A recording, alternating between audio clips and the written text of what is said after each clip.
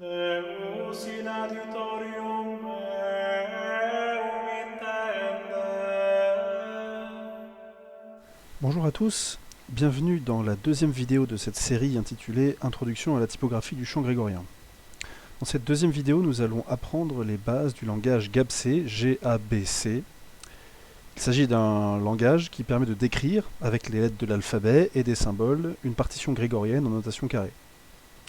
Dans cette vidéo, nous allons utiliser des outils web, qu'on ouvre donc depuis un navigateur internet, Firefox ou Chrome. Je pense qu'ils ne vont pas forcément tous marcher avec Internet Explorer, donc si vous n'avez ni Firefox ni Chrome, installez l'un des deux.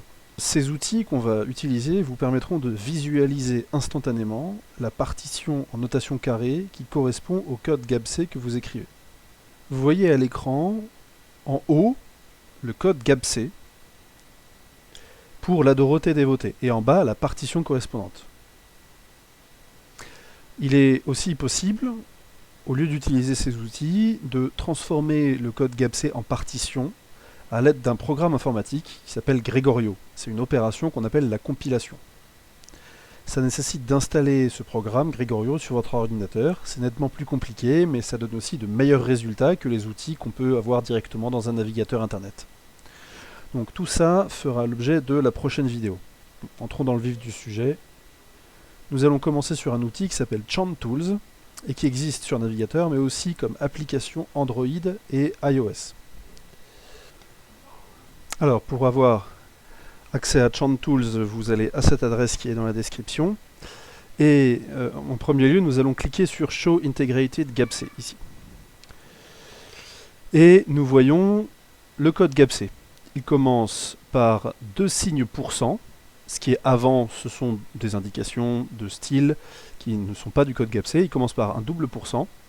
Et ensuite, on voit que chaque syllabe du texte a do, ro et ainsi de suite, est suivi d'un certain nombre de caractères entre parenthèses qui décrivent là où les notes qu'on chante sur cette syllabe. Donc je vais supprimer tout le code existant pour repartir de zéro. D'abord, toute partition commence par une clé. On la met entre parenthèses, comme on le ferait pour les notes. Alors on note C pour une clé d'ut et F pour une clé de Fa. Et ensuite, le numéro de la ligne où elle doit être positionnée. Ainsi, entre parenthèses, C1, entre parenthèses, C2, C3, C4, F1, F2, F3, F4. Les clés les plus utilisées sont bien sûr C4, C3 et F3. On peut parfaitement changer de clé en cours de route. Par exemple, je peux commencer avec C4. Puis,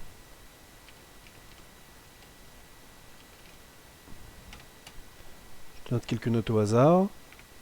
Et je passe par exemple en C3. Quelques notes au hasard. Et je passe en F3, par exemple. Alors prenons une clé au hasard, la plus courante, et parlons ensuite des hauteurs. Je vais taper entre parenthèses A minuscule, B, C, D, E, F, G, H, I, J, K, L, et jusqu'à M minuscule. Et ça va positionner un punctum sur chaque hauteur possible. Il faut bien avoir en tête que les lettres A jusqu'à M indiquent des positions sur la portée et non la hauteur réelle des notes. Quelle que soit la clé que vous employez, H, par exemple, désigne toujours la troisième ligne. E, le premier interligne, etc. Ensuite, une note, c'est une hauteur et une forme. Par défaut, en notant juste une lettre minuscule entre A et M pour signifier la hauteur, on a un punctum, comme vous l'avez vu ici. Pour faire un punctum inclinatum, d'abord, je vais taper la hauteur, mais en majuscule. A, B, C, D.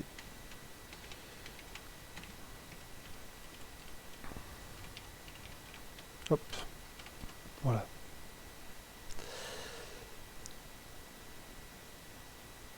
Pour obtenir une virga, maintenant, je vais taper la hauteur en minuscule, suivi d'un V minuscule.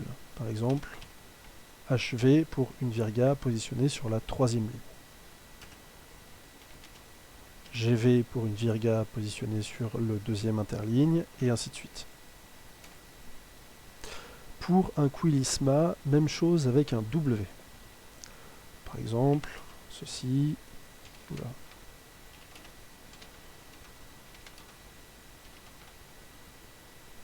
Pour un oriscus, même chose avec un O minuscule. Et enfin, pour une liquescence, même chose avec un tilde. Pour obtenir un tilde, sur un clavier français, vous pouvez faire Alt-GR, le Alt du côté droit, et puis la touche 2 ou et accent grave. Voici donc deux liquescences, toujours sur les mêmes hauteurs. Il y a de très nombreuses autres formes disponibles, une trentaine environ, dont les plus utiles sont données dans le résumé de Gabc qui est dans la description. C'est un PDF en une page extrêmement pratique qui va vous donner toute la pierre de rosette de cette notation, en un certain sens. Dernière indication utile sur les formes des notes. Pour obtenir une note blanche, creuse, on ajoute un R minuscule après la note, comme ceci. HR, GR. Cela sert notamment à noter les tons psalmiques, comme vous le savez sûrement.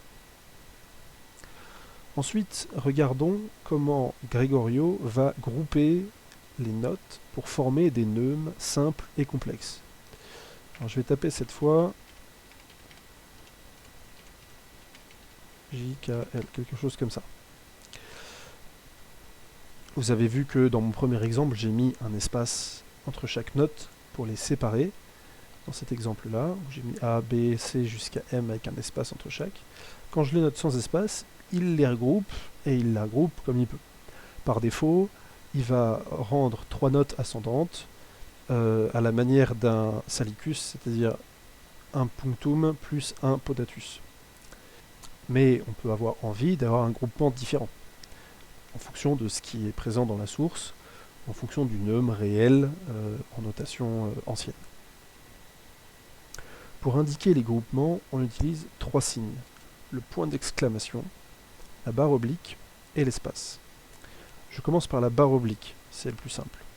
La barre oblique sépare les groupes de notes par un petit blanc, similaire à ce qu'on voit ici. Par exemple, dans mes notes allant de A à L, ici, je vais mettre M pour faire bonne figure. Si le A initial, cette note en dessous de la ligne supplémentaire, doit être toute seule et qu'on veut faire commencer les regroupements plus haut, on peut mettre AA, slash, et puis BCD, plus loin EFG, etc. Si on veut faire apparaître A et puis BC sous forme d'un podatus, et puis DEF sous forme d'un salicus, slash BC, voilà, pour isoler BC, et la suite. Le point d'exclamation, lui, il sépare les groupements tout en signalant qu'il faut coller les deux notes qui sont séparées par ce point d'exclamation. Par exemple, dans le cas de 3 notes ascendantes, ici on a DEF, 3 notes, dans cette clé-là ce sont Ré, Mi, Fa, qui sont notées comme un salicus, c'est-à-dire un punctum et puis un podatus. Si je veux les noter plutôt à la manière d'un scandicus, c'est-à-dire podatus plus virga, je peux noter DE podatus, point d'exclamation, et ma virga. DE, point d'exclamation, FV. Ceci signale que j'effectue une coupure de groupement entre le podatus ici et la virga ici, mais sans insérer de blanc du tout. C'est collé. Alors il y a un autre exemple très important du point d'exclamation qui ne se voit pas sur les visiteurs web, mais qui sera important si vous utilisez Gregobase ou si vous utilisez un compilateur LaTeX sur votre ordinateur, comme on le verra dans le prochain épisode. Si vous voulez lier un quilisma à la note qui le précède, ce qui est le cas quasiment tout le temps, il faut absolument mettre un point d'exclamation entre les deux. Je prends un exemple avec notre GHI ici, seul la scie avec la clé qu'on a. Voici mon quilisma. Donc le H, le La porte le quilisma dans cet exemple. Je l'ai noté HW, H quilisma. Et cette séquence de caractères GHWI ne rend pas pareil partout. Dans cet éditeur, elle rend bien. Le quilisma est collé à la note qui le précède au sol. Mais dans certains outils qui emploient le langage GAPC ou qui sont compatibles du langage GAPC, comme par exemple le Grégobase, vous allez rendre cette notation-là, va être rendue comme si il y avait un slash ici avec un petit espace inséré entre le G, sol, et le HW, la quilisma. Donc il est bien nécessaire que vous mettiez systématiquement avant vos quilismas, s'ils sont collés à la note qui les précède, un point d'exclamation pour coller les deux notes. G, point d'exclamation, HWI. Enfin, on peut employer l'espace qui introduit un blanc de la largeur d'une note, de la largeur d'un punctum. L'utilité de l'espace, c'est que dans les éditions Vaticanes, c'est un signe rythmique. Dans les éditions Vaticanes, quand vous avez un petit espace entre deux groupes de notes, ça sépare simplement les neumes. Et quand vous avez un espace large, un espace de la largeur d'un punctum, dans les éditions Vaticanes, ça signale l'équivalent d'un punctum mora dans les éditions de Solesmes, auxquelles nous sommes plus habitués en France, c'est-à-dire le doublement de la longueur de la note qui précède. Par exemple, ici, j'ai introduit un blanc large entre le si, I, qui termine mon quilisma composé, et puis le J, Do, qui le précède. Ici, on voit cet espace large.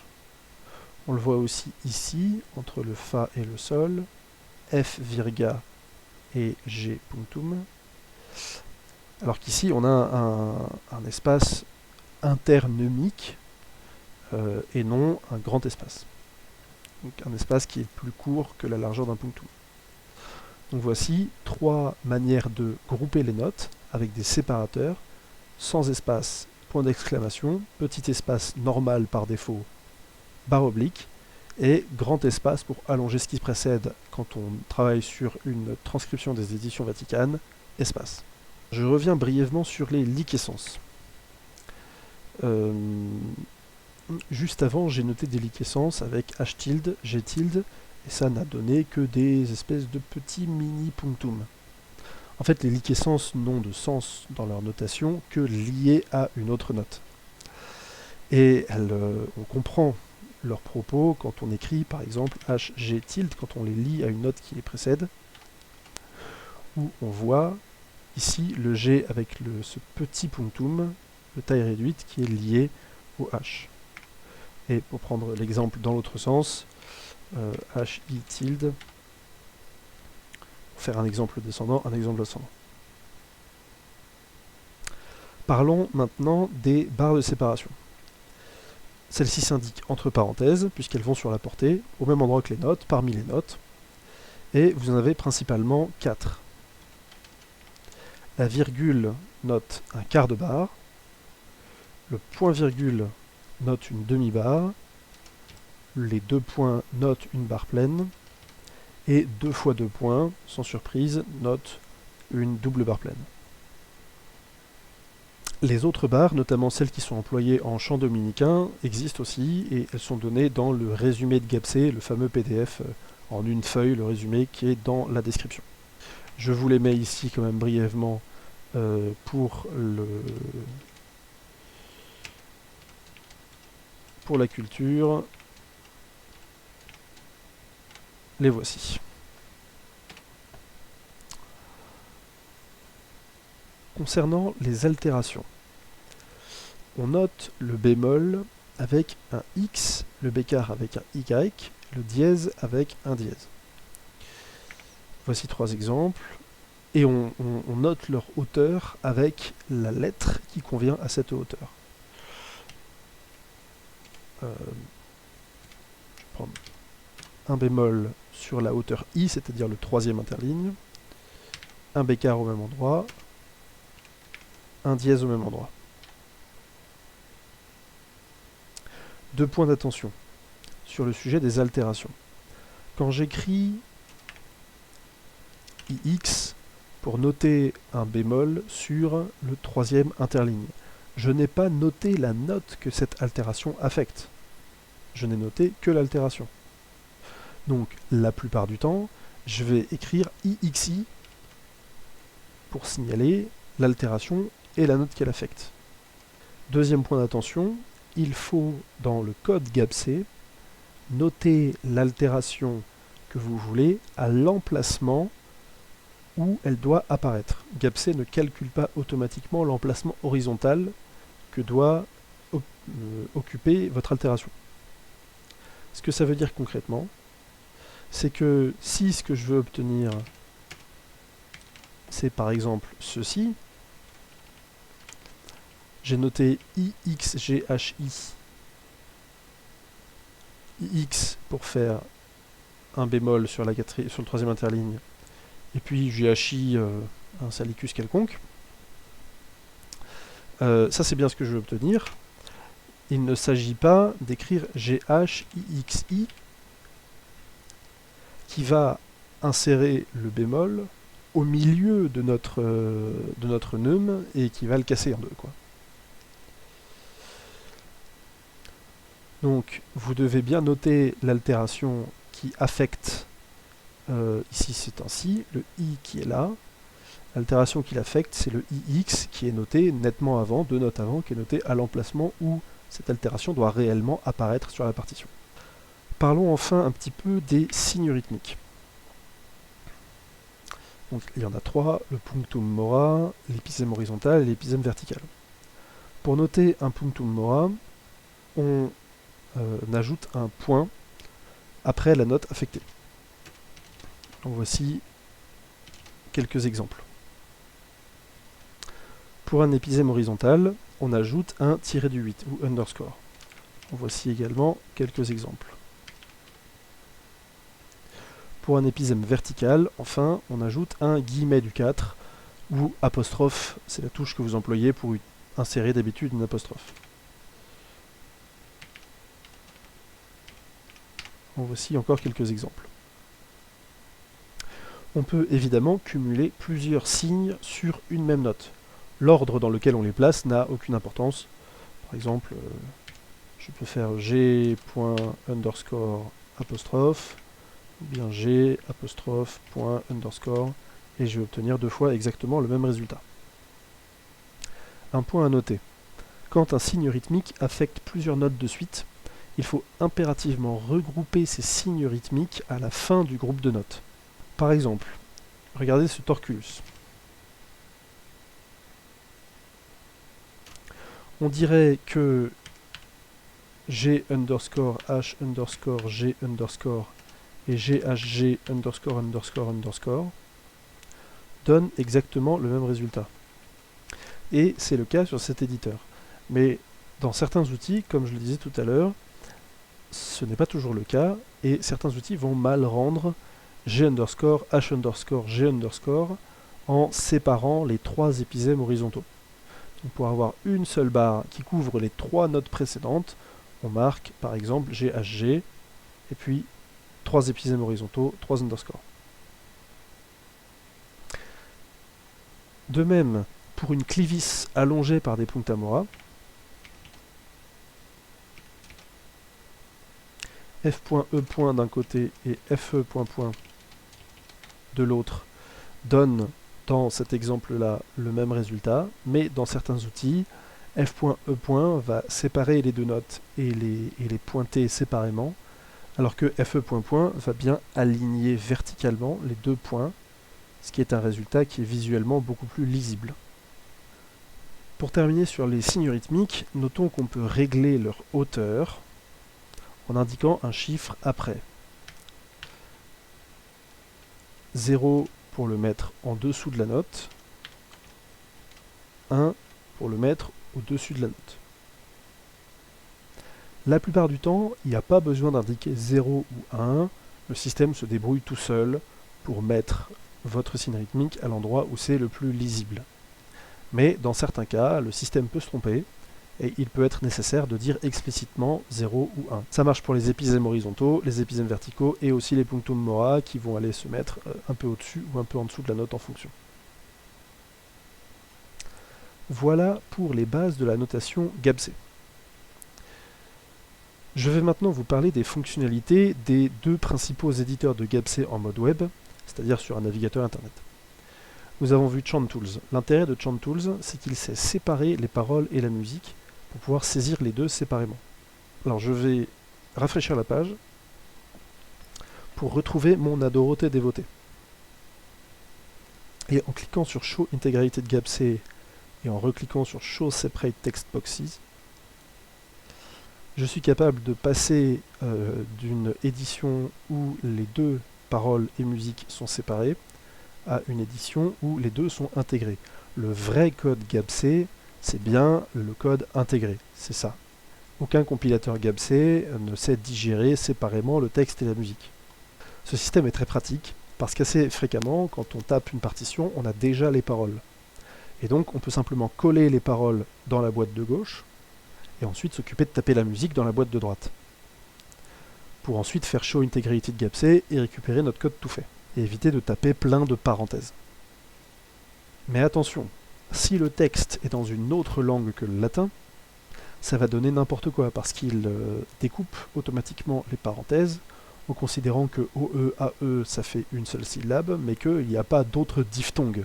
Et en français, on a plein de diphtongues. OI, par exemple, pour faire OA, ça fait une seule syllabe, mais pour lui, c'est OI. Voilà. Par ailleurs, la notation musicale pour chaque syllabe ici est séparée par un espace. Donc ça veut dire que dans la notation musicale que vous allez affecter à une syllabe, vous ne pouvez pas mettre d'espace. La plupart du temps, ce que je fais quand je tape du GABC dans ce mode texte et musique séparés, c'est que pour signaler, pour pouvoir ajouter un espace, je mets 2 slash. Ici on voit que le A de Adoro, il a son Do et son Ré qui sont bien séparés par quasiment un espace. Donc, je mets 2 slash et puis quand je fais Show Integrated GABC derrière, je vais remplacer les 2 slash par un espace. Ça donne le même résultat, mais c'est plus propre, ça donnera du code plus lisible. En résumé, la fonction de séparation texte et musique est bien pour faire un premier jet d'une pièce, mais il faut bien relire et repasser derrière dans le mode Integrated GABC. ChantTools dispose aussi de fonctionnalités extrêmement pratiques. L'outil Psalm Tone Tool permet de mettre en forme automatiquement le texte des psaumes. Vous choisissez un psaume parmi tous ceux qui sont proposés dans la liste, les 150 plus les cantiques. Prenons au hasard le Magnificat.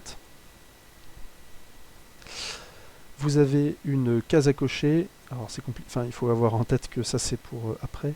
Vous pouvez cocher anglais si vous êtes intéressé par ça. Vous pouvez utiliser la version de la Nova Vulgata, où on voit les petites nuances avec Salutari, Salvatori, et vous pouvez choisir de rajouter ou non la doxologie à la fin. Par exemple, ici, prenons le texte du bréviaire, sans Nova Vulgata, incluant le Gloria Patri. Ensuite, vous choisissez un ton. Ça peut être un petit peu compliqué au début d'identifier, par rapport à ce dont vous avez l'habitude, de faire le lien entre les EUAE des antiennes et les tons tels qu'ils sont notés ici, de Monasticus, etc. En fonction de l'antiphonaire que vous utilisez, vous n'avez pas forcément à utiliser les mêmes. Ce qui est agréable, c'est qu'il vous propose aussi le ton de l'introit, ce qui peut être intéressant pour générer des versets supplémentaires pour l'introit, notamment en forme ordinaire où c'est encouragé. Vous pouvez aussi définir des tons custom en les rentrant dans cette petite boîte là, avec le bouton Create New Tone. Je vous laisse découvrir ça.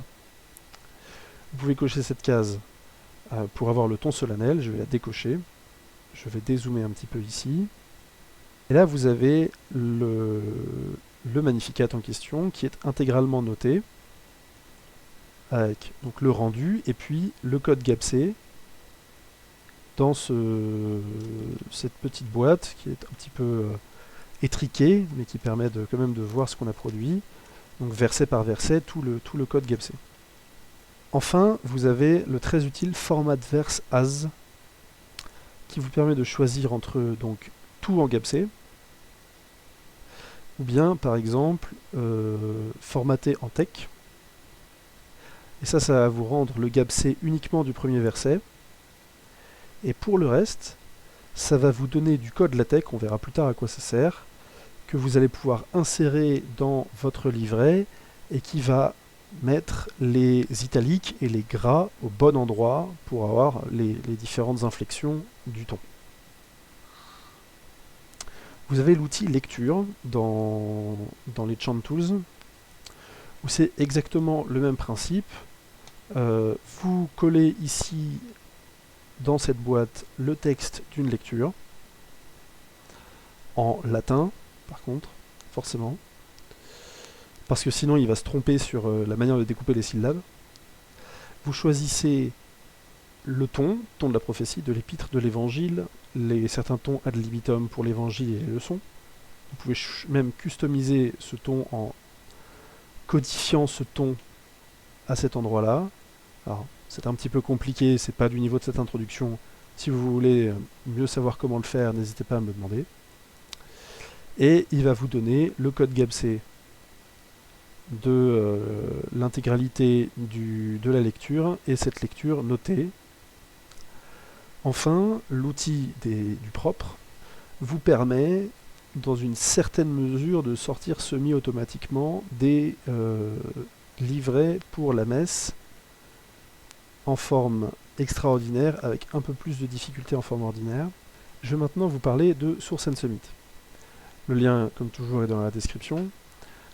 Source and Summit, c'est un éditeur tout à fait analogue à Chant Tools. Je vais d'ailleurs aller chercher tout de suite le code GAPC de la Dorothée Dévotée sur Chant Tools. Hop. Pour le coller ici.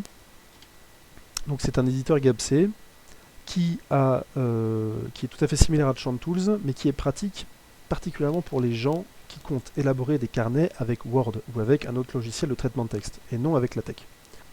Pourquoi? Parce qu'il vous permet de choisir la taille de police,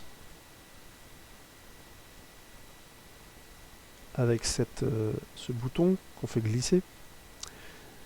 Il vous permet de choisir l'espacement des notes très espacées à des notes très comprimées. Il vous permet de choisir la largeur de la portée en réglant les marges ici et en réglant la taille du papier ici.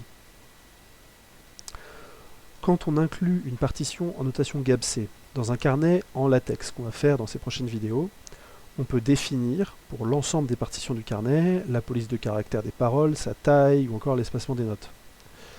Et quant à la largeur de la portée ou au type de papier, c'est défini pour l'ensemble du document LaTeX, texte et musique.